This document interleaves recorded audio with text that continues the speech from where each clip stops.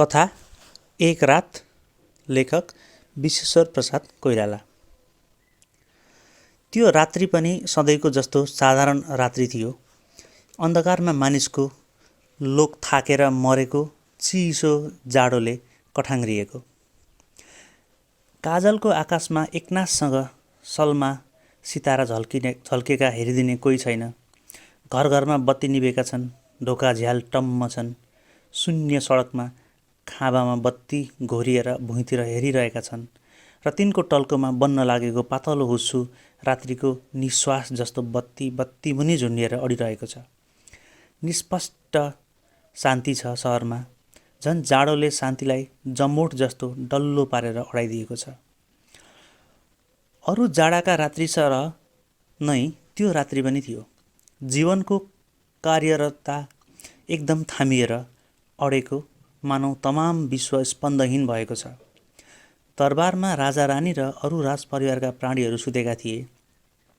मन्त्रीहरू र अरू ठुला ठुला कर्मचारीहरू सरकारी आवास स्थानहरूमा, पसले, जागिरिया, कृषक, गरिब, मध्यवित्तीय तथा धनी व्यक्तिहरू, नरनारी सबै, बालक, विद्यार्थी, ज्यामी, कामी आफ्ना घरमा सर्वहारा पार्टीका सत्तलमा जहाँ मुन्टो घुसार्ने ठाउँ पाए त्यहीँ सुतेका थिए।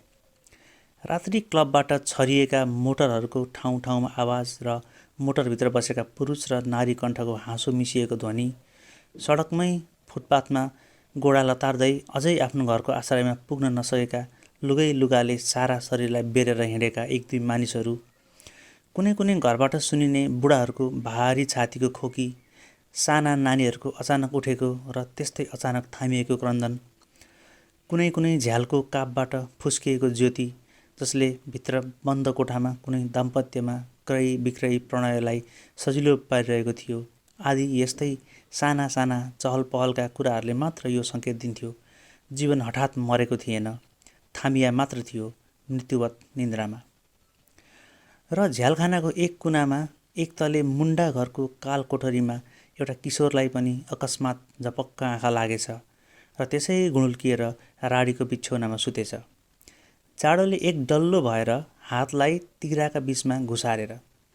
त्यसै बखत फलामे डन्डी भएको कोठरीको ढोकामा बाक्लो साङ्लो बज्यो।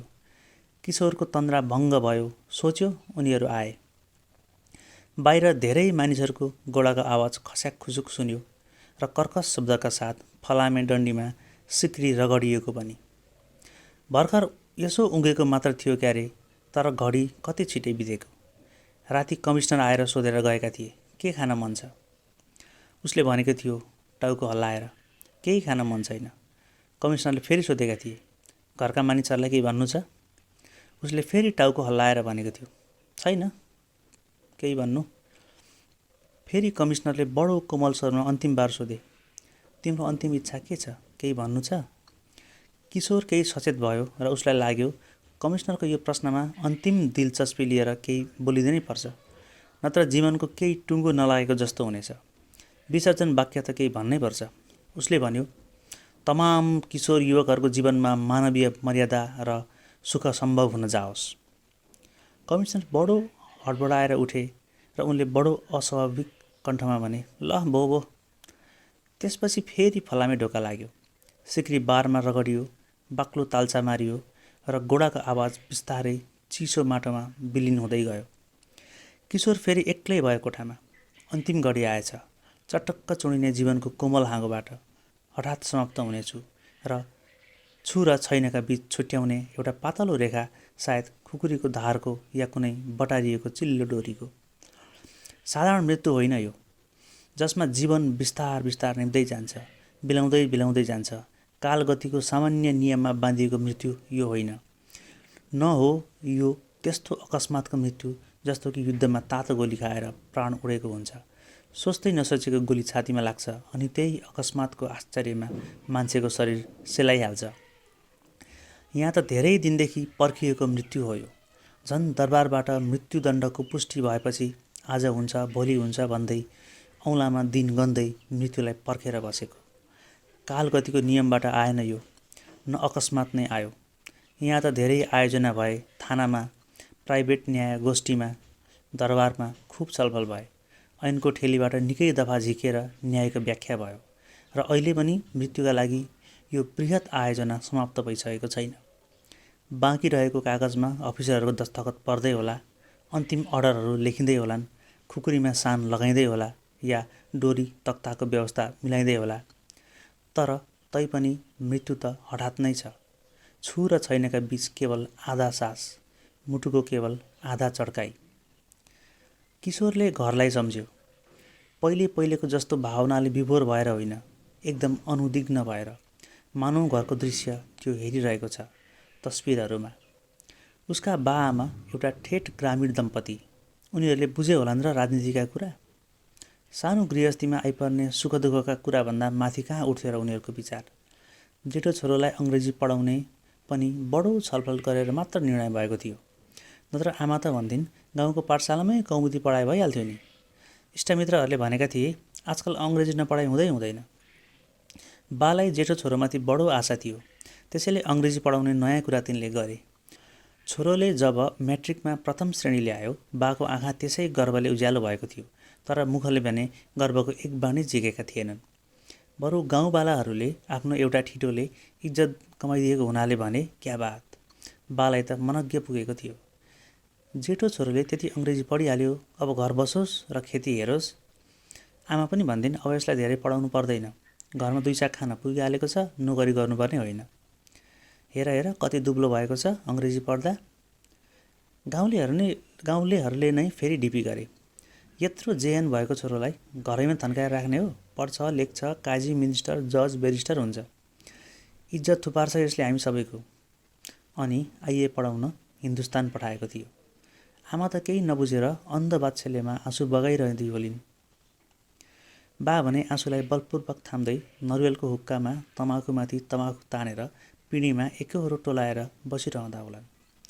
सानो भाइ आफ्नो स्कुलमा राजनीतिका कुरा गर्दो र भन्दो हो नेपालमा प्रजातन्त्र ल्याउनुपर्छ। अनि एक्लै भएको बखतमा मलाई सम्झिँदो हो र सायद साथीहरूले नदेख्ने गरी तकियामा मुन्टो गाडेर आँसुलाई पुस्दो हो। मेरो राजनीतिक इतिहासका मोटा किताबहरूलाई पल्टाएर भन्थ्यो, दाई म कहिले पढ्छु यिनलाई। किशोरले बहिनीलाई सम्झ्यो, जसलाई ऊ बडो माया गर्थ्यो। बाहिरबाट छुट्टीमा आउँदा उसलाई एकजोर रङ्गीन सुती सलवार र कुर्ता ल्याइदिएको थियो। घरमा उसले ठुलो आन्दोलन मच्चाएर बहिनीलाई यो बेसमा बाहिर निस्किन लगाएको थियो। बाले भने जेठोले के गरी हिँड्छ, नगरेको चलन। उसले बहिनीलाई राखेर भन्यो, बहिनी तिमीले पढ्नु पनि पर्छ, म तिमीलाई पढाउँछु। बहिनी बडो उत्साही बालिका थिए। उसले भनी, म पढ्छु दाइ, म पनि ठुली हुन्छु, धेरै पढ्छु। अनि बडो मेहनत गर्न थालेकी थिए पढ्नमा। जहिले पनि कापी, किताब र कलम उसका हातमा हुन्थे। घरको कुनामा या आँपको गाछीमुनि ऊ घोप्टो परेर सुतेर पढ्थे। एउटा स्याल बडो धुर्त थियो। दाइ धुर्त भनेको के हो भनेर किताबबाट मुन्टो चिकेर सुती कराएर सोध्थे। अनि अङ्ग्रेजी पनि पढ्न थाली। ABCD। आमा भन्दिन् छोरालाई के थरीका कुरा गर्न मन लाग्छ, म यहाँलाई अङ्ग्रेजी पढाउने रे। बिहा भएर पराइका घर जाने छोरीलाई घरको काम सिकाउने कहाँ। आमा हाँस्थिन् छोरीले कनीकुथी गरेर पढेको देख्दा र कहिले त्यहीँनिर बसेर उसले पढेको कथा सुन्थिन्। बहिनी भन्थे, आमा म बिहे गर्दिनँ। आमा भन्थिन्, के भने के रे, बिहे गर्दिनस्? गर्दिनँ, देश सेवा गर्छु पढेर आमा, भन्थे बहिनी। त्यसपछि किशोरको बिहा भयो। सानी केटी आई दुलही भएर। उसले बालाई 1-2 चोटि भनेको थियो, बा अहिले बिहे गर्दिनँ, पढी सिध्याउँछु। अनि बाआमा दुवैले बडो आग्रह गरेर भने, बुहारी घरैमा हामीसँग बस्छे, त पढ्न जालास्, के बिग्रिन्छ त्यसले। उसले घरमा धेरै जिद्दी गरेन। यद्यपि उसलाई मनमा नै लाग्थ्यो पढ्न सिध्याएर आफ्नै गोडामा उभिने भएपछि बिहा भए असल। त्यसो हुनाले आमा बाको आज्ञा मानेर मात्र उसले बिहा गरेको थियो। आफ्नो बिहेमा उसलाई दिलचस्पी थिएन। तर बिहे गरेर जब उसले एउटी सानी केटीलाई घरमा लिएर आयो, उसलाई लाग्यो उसलाई म आफ्नो रूपमा ढाल्छु। दुलही बहिनी जत्री थिए। उसले भन्यो, यसलाई पनि पढाउँछु, लेखाउँछु र बाहिरको जगतमा अर्धाङ्गिनी बनाएर उपस्थित गर्छु। मेरो जीवनमा यो गाँसिन आई। अनि बडो चाख लिन थालेको थियो आफ्नी सानी पत्नीमा। तर ऊ यति सानी थिए कि के कुरा गर्ने उसँग। यो बिरानो घरमा पनि ऊ चुप लागेर बसिरहन्थे र केही सोध्यो भने आफ्ना ठुल्ठुला आँखा उठाएर हेर्थी, तर बोल्न बडो गाह्रो मानेको जस्तो गर्थी। एक दिन किशोरले सोधेको थियो, राधा, तिमीले घरमा लेख्न पढ्न सिकेको थियो कि थिएन? उसले आँखा उठाएर हेरेर मुन्टो मात्र हल्लाएकी थिए, यो भन्नलाई कि पढेकी छैन। त्यसपछि राति बसेर ऊ दुलहीलाई पढाउन थालेको थियो। उसले बहिनीलाई भनेको थियो, बहिनी, भाउजूलाई पनि आफूले पढेको सिकान। एक दिन उसले दुलहीलाई भन्यो साँझतिर, राधा, हिँड जाउँ घुम्न नदीतिर। यस्तो कुरा गाउँमा पहिले कहिल्यै पनि भएको थिएन। राधाले छक्क परेर किशोरलाई हेरिरही। किशोरले फेरि आग्रह गरेको थियो, हो, नयाँ युगका अनुसार हामीले पनि हिँड्ने बानी गर्नुपर्छ राधा। अनि राधा खुसी भएकी जस्तै थिए, तर भन्न चाहिँ यति भनी, तर मलाई लाज लाग्छ। त्यसरी राधासँग उसको प्रेम घनिष्ठतर हुँदै गएको थियो। कति सुधी लाटी छ राधा। यही बम काण्डभन्दा केही दिन पहिलेको कुरा, कलेजमा क्रान्तिकारी गोष्ठीले बम फ्याँकेर तानाशाहलाई हत्याउनुपर्छ र चेतावनी दिनुपर्छ भन्ने निर्णय गरेको थियो र किशोरले स्वेच्छाले यो काम आफ्नो जिम्मामा लिएको थियो।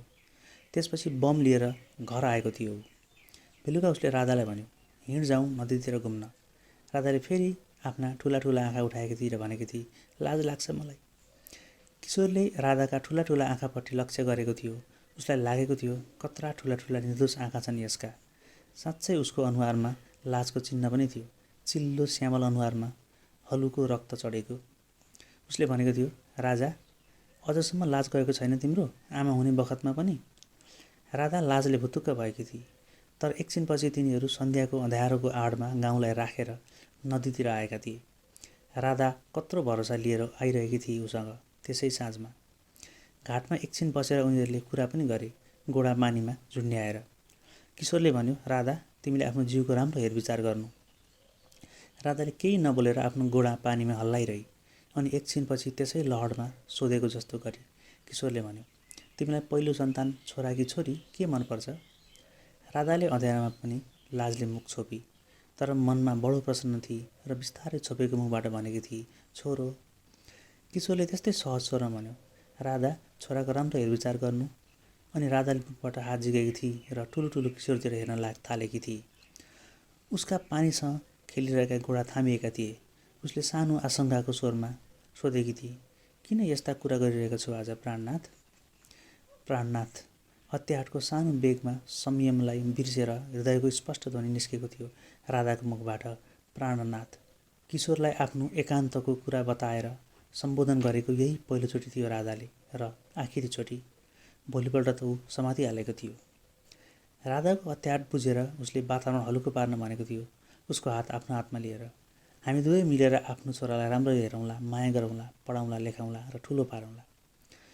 राधा कति सरल बालिका जस्ती थिए। उसको गोल गोल अनुहारमा अझै बालिकाको स्निग्धता बाँकी नै थियो।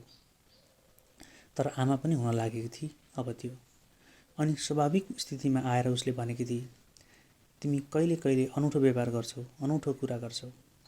साँझको अन्धकार गाढा हुँदै आएको थियो। उनीहरू घर फर्के। बाटामा राधाले आफ्नो दिदीको कुरा गरी, जसले छोरो पाउँदा राधा पनि थिए।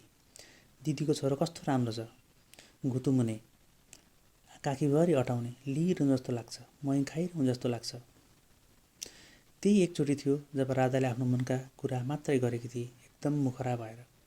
थुनिएपछि उसले सुन्यो कि राधाले छोरो नै पाई।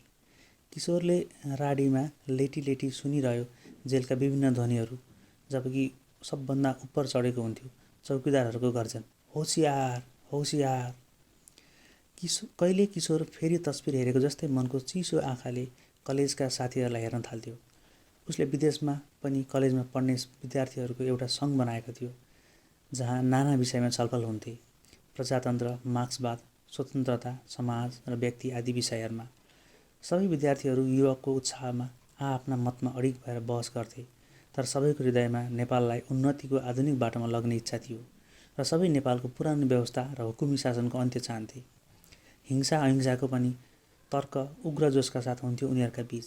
कोही भन्थे अहिंसाको मार्गले प्रजातन्त्र दिगो हुन्छ र कोही भन्थे अहिंसालाई सफल प्रयोगमा ल्याउन पनि प्रारम्भिक हिंसा चाहिन्छ, बाटोलाई छेकेको तगारो हटाए जस्तो। त कोही भन्थे अहिंसाले राजनीतिक परिवर्तन गर्ने भए र त्यसरी दिगो प्रजातन्त्र कायम गर्ने मनसुबा भए अनन्तसम्म पर्खन पनि तयार हुनुपर्छ। तर यत्रो द्रुत गतिमा बढिरहेको दुनियाँमा के हामी नेपालले अनन्तसम्म पर्खिरहने? त्यही एउटा सानो क्रान्तिकारी गोष्ठी पनि बन्यो, जहाँ यो निर्णय लिइन्थ्यो कि राजनीतिमा हिंसाको पूर्णतः त्याग असम्भव छ। त्यसो हुनाले प्रयत्न यसमा मात्रै गर्नुपर्छ कि हिंसा सीमित होस् र अनिवार्य भएमा मात्र अनिवार्य परिमाण प्रयोग होस्। बम फ्याँक्दा किशोरले मनमा निशङ्क भएर विश्वास गरेको थियो कि त्यसको यो कार्य अनिवार्य छ। उसलाई पुलिसले केर्दा या न्याय गोष्ठीमा सोद्धा उसले एकनाथसँग भनेको थियो, मैले बम फ्याँकेको हो, तर हत्याका लागि होइन, चेतवनीका लागि कि युवकलाई स्थिति असह्य हुन लागिरहेको छ। तर हत्या हुन गएको भए त्यो अनिवार्य थियो, जनताका अधिकारका लागि। अन्तिम घडीमा एक एक गरेर सारा दृश्य उसका सामुन्ने आइरहेका थिए। सोच्दा सोच्दै ऊ गुडुल्किएर निदाएछ। अनि कालकोठरीको फलामे ढोका उघ्रियो, सिक्री डन्डीमा रगडियो। उसले लेटी लेटी सोच्यो, लिन आए। कस्तो अनुद्विग्न छ उसको मन, एकदम भावशून्य भएको छ उसको हृदय, धोइएर पुछिएर चोखो। कमिसनरको बोली सुनियो कोठामा, अब बाहिर आउनु पर्यो। ऊ उठेर बस्यो। कोठामा 3-4 जना पसेका थिए। निलो पेन्ट र कोट लगाएको डाक्टर, एउटा मिलिट्रीको सुबेदार र कुन्नी 1-2 जना अरू। किशोरले कोठामा एकचोटि दृष्टिपात गर्यो। कोठाको अँध्यारो बाहिरको एउटा बल्बको प्रकाशले हटाइरहेको थियो। ढोकाको डन्डीको छाया एउटा भुइँमा सोझो, अर्को भित्तामा च्याप्टो र बाङ्गिएको परिरहेको थियो। कुनामा एउटा सानो माटाको पानीको घैला थियो, जसको मुखलाई कचौराले छोपेको थियो र नजिकै धोएको थाल पनि भित्तामा ठड्याएर राखेको थियो। गिलास पनि घैलातिर नै थियो। राडीको बिछौनामा एउटा खाँडीको चादर बिछेको थियो। एउटा तकिया, एउटा खाँडीकै बर्को र दोलाइ पनि खाटमा थियो। तकियानी र 3 थान किताब थिए। किशोरले किताबहरूलाई मिलाएर तकियासँगै टाँसेर राख्यो। तल मोटो जातक कथाको पुस्तक, त्यसमाथि बाइबल र सबभन्दा माथि भाषा टीका भएको गीता। उसलाई लिन आउने अफिसरहरू हडबडी गरिरहेका छैनन्, चुप लागेर उभिरहेका थिए। किशोरले बिस्तारै किताब मिलायो र मनमा भन्यो, यी किताबहरूले के भने? जीवनमा तिनका उपदेशहरूको प्रयोग त सम्भव छैन र यो पनि जान्न सकिन कि उसको यो कार्यका प्रति के भनाइ छ यिनीहरूको। अब अर्कै ठाउँमा गएर यिनमा सङ्केत गरिएका त्यहाँका बुधाको भावार्थ बुझिएला। अनि किशोर बिछौनाबाट उठ्यो। उसले खाँडीको कुर्ता र धोती लगाएको थियो। काठको किलाबाट स्वेटर झिक्यो र लगायो। जाडोले आङ काँपेको जस्तो भयो। कोट पनि काँटीबाट झिकेर लगायो। अनि फेरि एकचोटि कोठामा दृष्टि दिएर भन्यो, ल जाउँ, म तयार भएँ। बाहिर आएर उसले भन्यो, त्यो कोठाका सामानहरू कसैलाई दिनुहोला। अनि अघिपछि मिलिट्रीहरूले घेरिएर त्यो हिँड्यो। अँध्यारो जाडोको राति, नबोलिकन त्यो सानो जुलुस जेलको दक्षिण पश्चिम कुनापट्टि लाग्यो। किशोरले चिसो हावालाई तान्दै लामो सास लियो। उसले जुत्ता लगाएको थिएन। पैतालामा ससाना ढुङ्गा गडिरहेका थिए। उसलाई हठात लाग्यो, उसको मनमा कुनै किसिमको भावना छैन। केवल उसका आँखाले देखिएका दृश्यलाई अङ्कित मात्र गरिरहेछन्, कुनै रिकर्डरले मालहरूलाई सूचीमा टिक मारेको जस्तो। शरीरले जाडो अनुभव गरिरहेको थियो र त्यसबाट उसले सम्झ्यो कि यो माघको महिना हो। गोडाले कङ्कट गडेको अनुभव पनि गर्यो। बस त्यति। फेरि उसलाई लाग्यो, कस्तो सबैजना चुप छन्, एक अर्कोसँग वास्ता नभएको जस्तो। उसले सबैतिर हेऱ्यो। सबै एकनाथसँग हिँडिरहेका थिए। उतिर नहेरेर उसले त्यसै आफैलाई सम्बोधन गरेको जस्तो भन्यो, किन कोही बोल्दैन? किशोरले आफ्नै बाणीलाई अर्कोले बोलेको जस्तो गरेर सुन्यो। कमिसनरको मसिनो बोली पो सुन्यो। भनेको मानेनौ, माफी माग भनेको, के गर्नु, आफ्नो ड्युटी गर्नै पर्ने भयो। किशोर मुस्कुरायो र भन्यो, मलाई पनि लागिरहेछ, म पनि ड्युटी गर्न गइरहेको छु। किशोरलाई लाग्यो उसले मुस्कुराएको कुनै ठुलो व्यङ्ग्यको बोधले होइन, उसलाई ठुला ठुला कुरा गर्न आइरहेका थिए त्यस समयमा। उसलाई ठुला ठुला कुरा कहाँ आइरहेका थिए त्यस समयमा? त्यही क्षणका कुरामा मात्र उसको ध्यान थियो र उसको शरीरले पाउन थालेको अनुभव पनि त्यही क्षणको सम्बन्ध राख्थे। फेरि त्यो जुलुस शान्त भएर हिँडिरह्यो।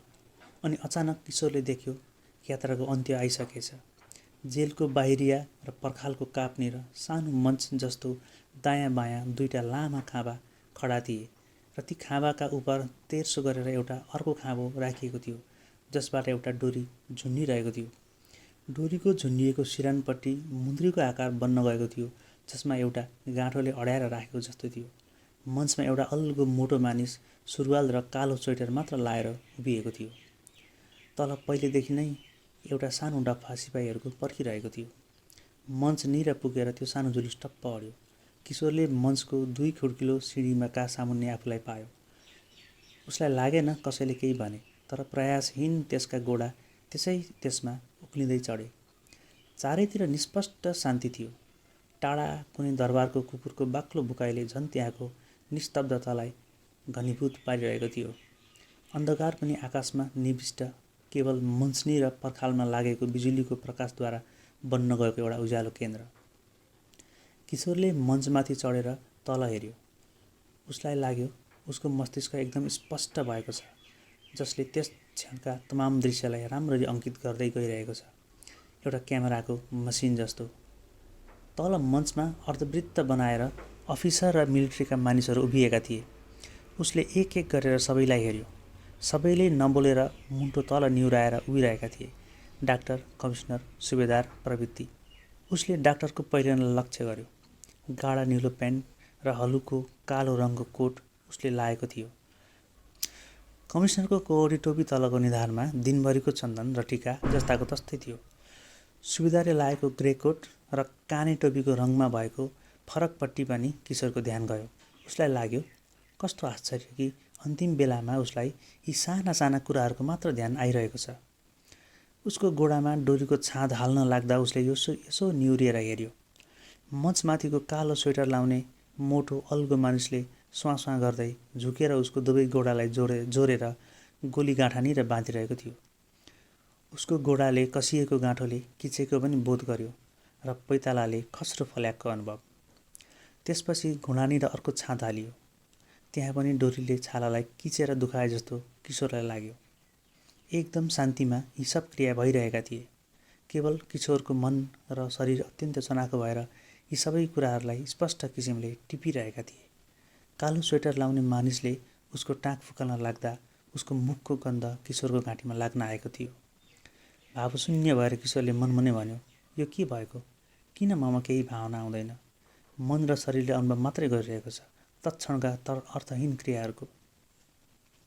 कोट फुकालेपछि उसको हातलाई पनि पछिल्तिर लगेर बाँधिदिन थालेको उसले थाहा पायो।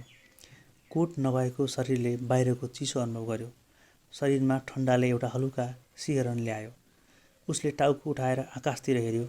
आकाश गहिरो, कालो र चिसो। तिनमा असङ्ख्य नक्षत्र असाधारण ज्योतिले टिलपिल गरिरहेका थिए। उसलाई लाग्यो ती नक्षत्र ठुला ठुला हिराका टुक्रा हुन्। अनि झल्यास्या राधालाई सम्झ्यो, आकाशमा जस्तै गहिरो कालो स्निग्ध अनुहारलाई, उसको सुधो अनुहारका टल्किने 2 आँखालाई। उसलाई लाग्यो ऊ देखिरहेको छ।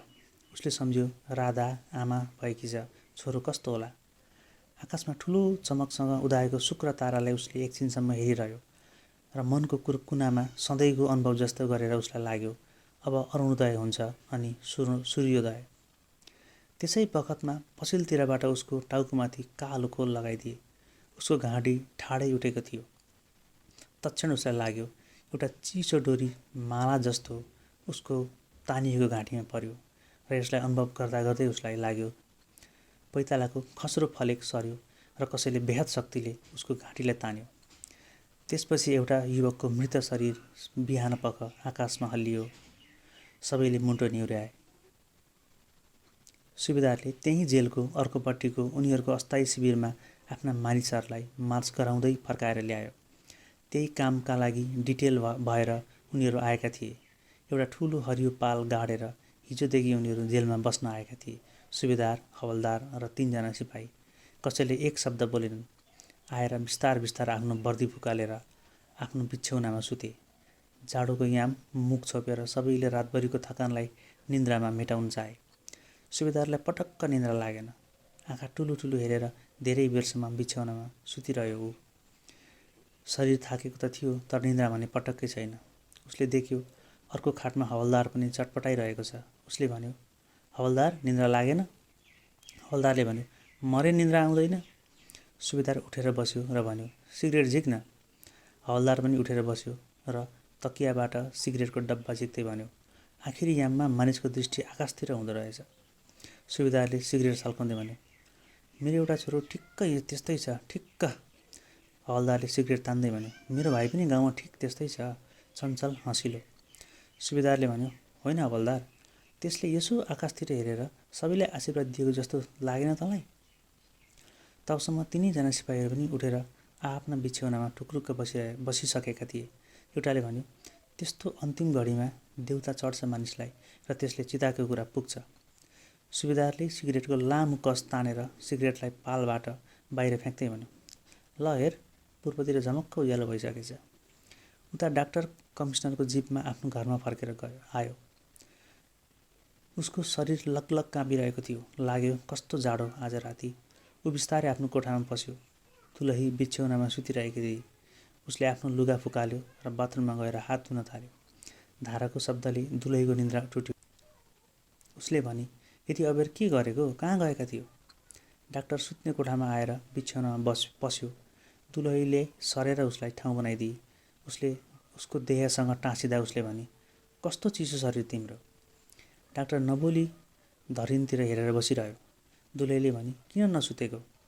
एकछिनपछि डाक्टरको अनौठो व्यवहार देखेर भनी, के भयो तिमीलाई, कहाँ गएको थियो? भन न। डाक्टरले सुस्तरी भन्यो, नभन्नु है, मेरो मासु खाने छोराहरूलाई त्यही ठिटोलाई फाँसी दिलाउन जानु परेको थियो। नभन्नेस् है छोराहरूलाई। दुलहीको मुखबाट केवल हाय भन्ने शब्द निस्क्यो र उसले आफ्नो हत्केलाले मुख चपी। रात बितिसकेको थियो। झ्यालको कापबाट पूर्वपट्टिको आकाश उज्यालो देखियो। कमिसनर डाक्टरलाई पुर्याएर सोझै दरबार गए। ढोकामा सिपाहीहरू ठुलो धुनी बालेर बात मारिरहेका थिए। कर्णेललाई उनले सबै वृत्तान्त भनेर उनी घर आए। आउने बित्तिकै सोझै पूजा कोठामा गए। ढोकैबाट पूजा गर्ने गरेको मूर्तिलाई हेरे। पूजा कोठाको बत्ती बलिरहेको थियो र उनको गोडाको चाल पाएर अक्षता टिपिरहेको एउटा मुसा दगुर्दै कोठाको एउटा पुवालमा पस्यो। त्यसै उनी मग्न भएर एकछिन हात जोडेर उभिरहे। उनी आफ्नो छोराको कोठामा गए। कलेजमा पढ्थ्यो त्यो छोरो। कोठामा किताबहरू यत्रतत्र छरिएका थिए। टेबलमा बत्ती बलेकै थियो। भित्तामा तस्विरहरू थिए, 1-2 सिनेमाका नायिकाहरूका र 97 सालका शहीदहरूका पनि। ऊ उत्तानो परेर सुतेको थियो। कमिसनरले धेरै बेरसम्म उसको मुख हेरिरहे अनि बिस्तारै गएर उसलाई छोए। उसले चटपटाएर कोल्टे फेर्यो। कमिसनरले ओढ्ने उसमाथि राम्ररी ओढाइदिए र बाहिर आए। सुत्ने कोठामा उनकी दुलही बेखबर सुतिरहेकी थिइन्, तर उनलाई सुत्ने कहाँ टाइम थियो र। बिहान भइसकेको थियो। सधैँको जस्तो बागमती र पशुपति जाने भगत भइसकेको थियो।